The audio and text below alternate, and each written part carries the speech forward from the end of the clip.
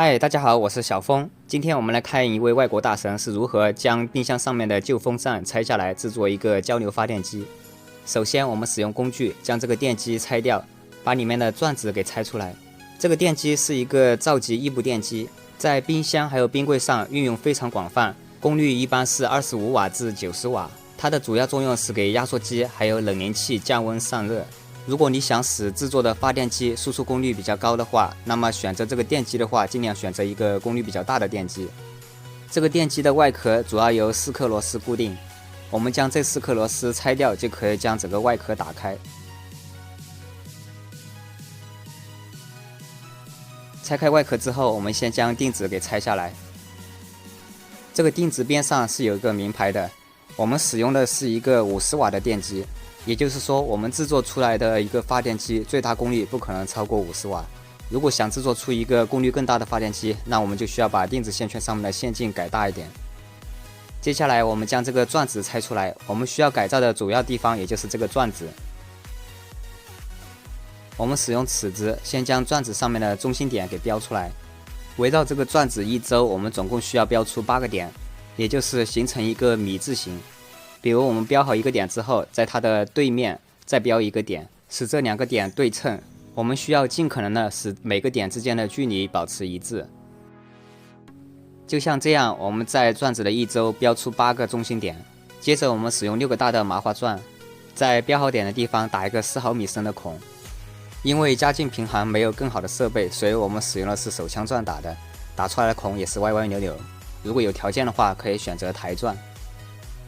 接下来我们需要准备直径6毫米的圆形铝磁铁，这是一个强磁。我们把刚才打好的孔里面每一个都安装一个铝磁铁。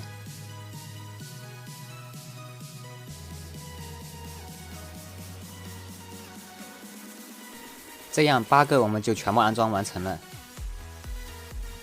为了以防万一，我们需要将每颗磁铁上都滴上强力胶，避免转子在工作的时候使这个磁铁发生振动松脱。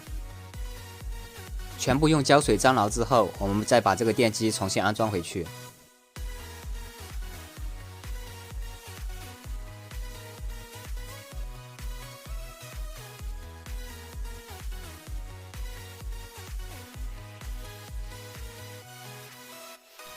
安装完之后，我们用万用表打到250伏交流档，用来测试一下这个发电机的输出电压。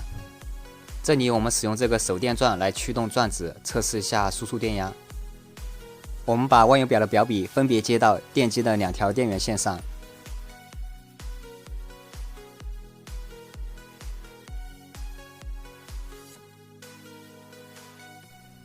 接下来我们拿出这个手电钻，这个手电钻我们需要把它切换到高速档，如果是低速档的话，那么发电电压有可能会比较低。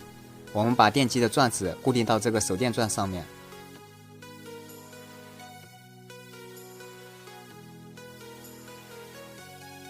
固定好之后，我们测试一下，可以看到万用表是有反应的，说明现在是有电压输出。